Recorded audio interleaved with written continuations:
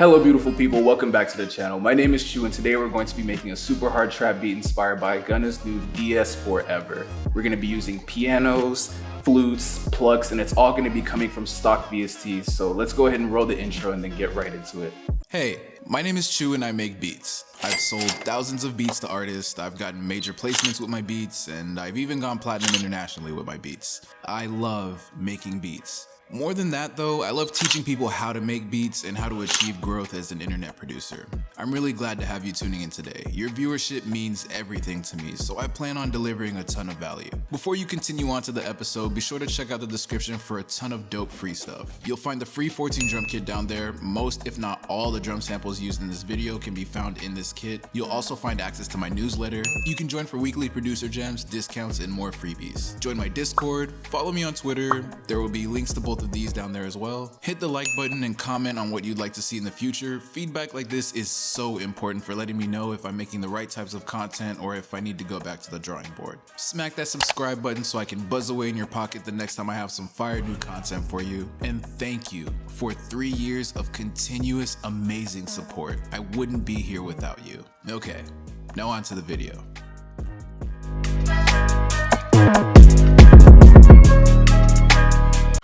So like I said at the beginning of the video, we're really going for a song that has a lot of like live instrumentation, things like pianos, flutes, plucks, and we're all wanting this from a stock VST. So we're gonna go ahead and start with our piano, which is, we're gonna be laying out our bass melody in the piano anyway. So we're gonna go ahead and open FL keys. And again, some of my favorite songs on DS4EVER were, I think Too Easy was one of my favorites. Die Alone with Chris Brown and Young Blue was fire. And then 25K Jacket was like, standout for me. Lil Baby and Gunna, anytime they mix up is crazy.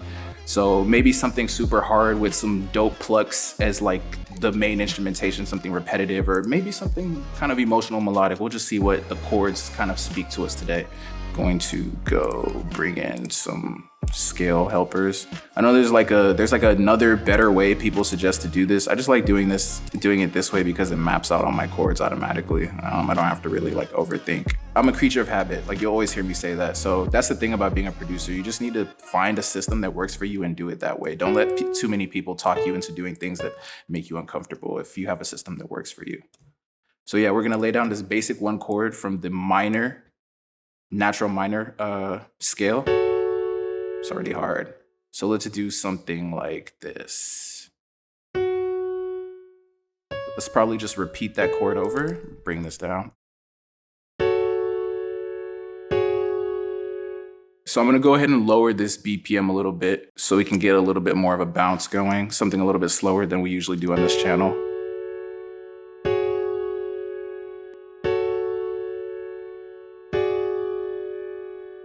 Okay, cool. So now that I have the basic chord progression, I'm gonna try something new that I've been doing. So this is an F. I'm gonna go ahead and do a bass line real quick.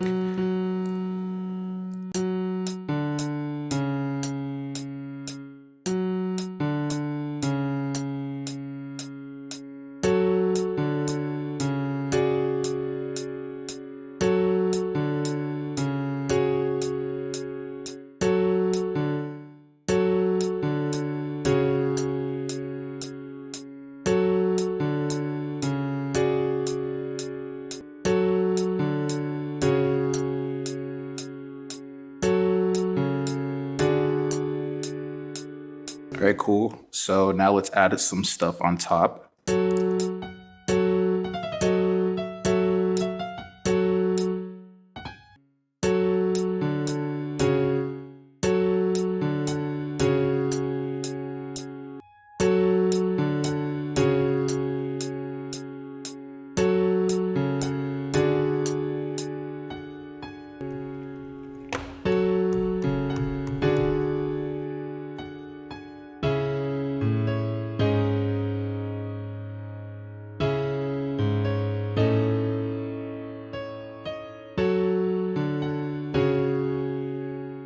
Before we move any further, I want to give a shout out to today's sponsor, Muse. They are a super dope company who created an application where musicians, artists, producers, and engineers can all collab on one cloud using their DAWs from any location in the world. We'll talk a little bit more about it later, but I did want to say one really cool thing they've added to it is that you can open the plugin within your DAW, add it to the master, and it will record every bit of audio and every bit of MIDI into the cloud where everybody who's in the collab group can use it to collab together. It's super cool. We'll talk about it later. But back to the cookup for now. So I really like this melody. So what we're gonna do now is I want like my main melody to actually be a pluck. So we're gonna go into Sakura and we're gonna grab, I know like there's a couple of plucks that I really like and they're usually in the Sonic Haiku bank and it's like the Natural Heart.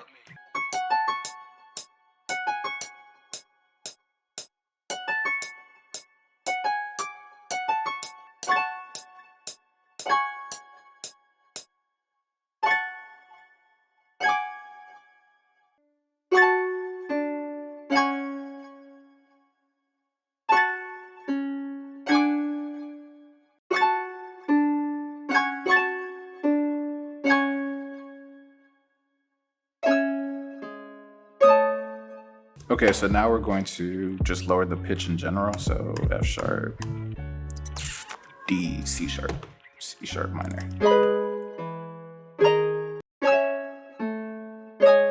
Okay, cool. So we're gonna layer this with like a bow sound.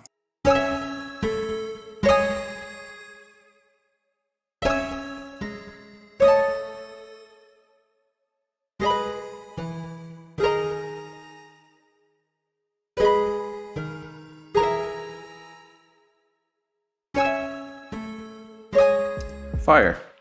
Okay, cool. So now let's add a little pad from, you already know, sytrus, bro, amyleigh. So now we can really get moving. Now we're just gonna copy this.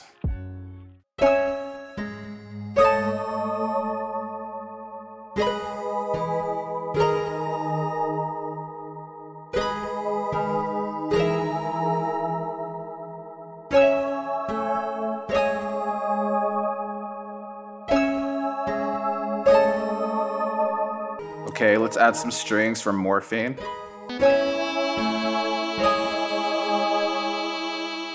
Solid. Okay, let's add some flute from Sytrus now. I think that's what I'm feeling.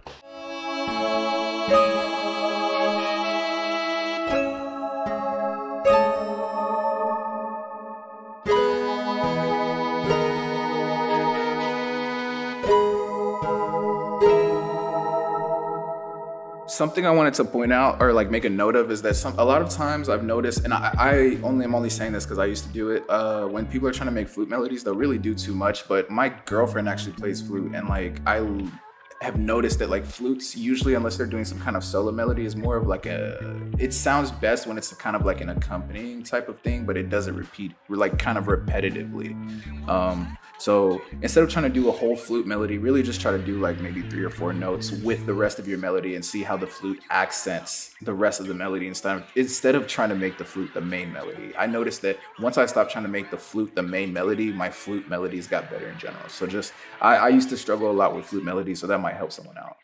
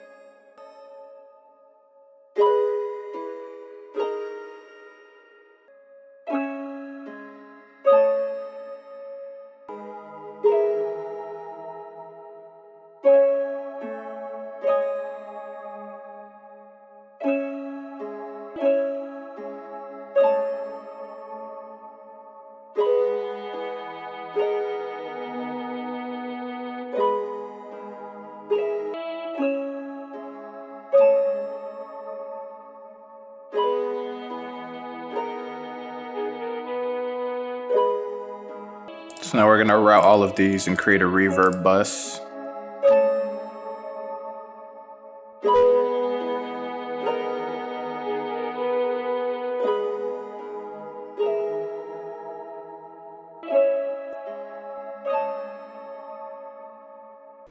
2, 3, 4, 5. 1, 2, 3, 4, 5. 1, 2, 3, 4, 5. 1, 2, 3, 4, 5. 1, 2, 3, 4,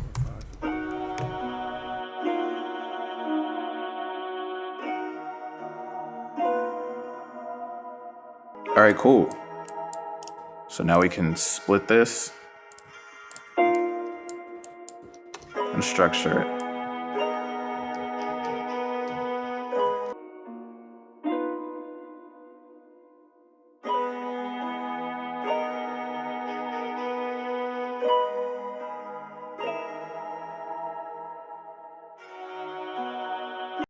So now we're gonna master export that.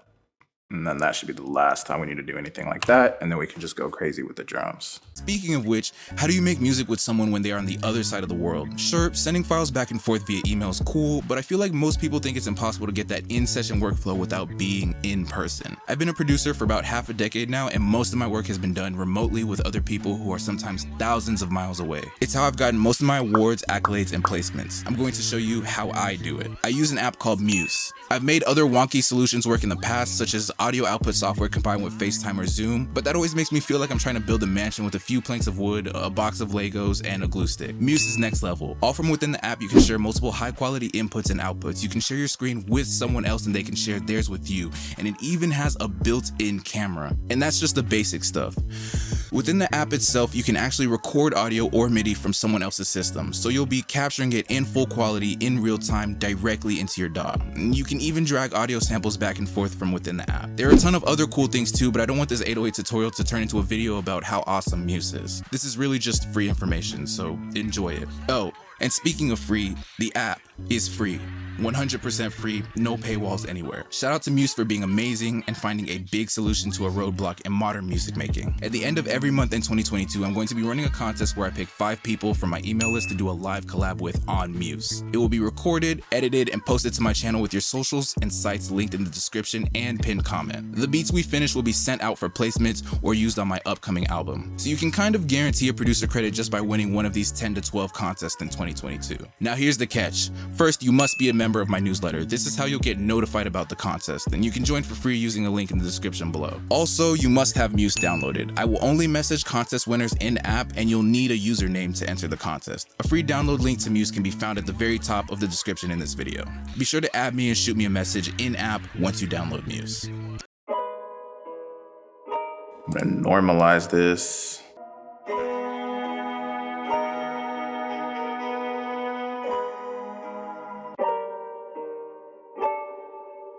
All right, now it's time for the 14 drum kit. So I'm gonna come to the Mr. Rage because it has the best like ATL like sounds. So I'm gonna just build a bass with this and then kind of finish it out basically.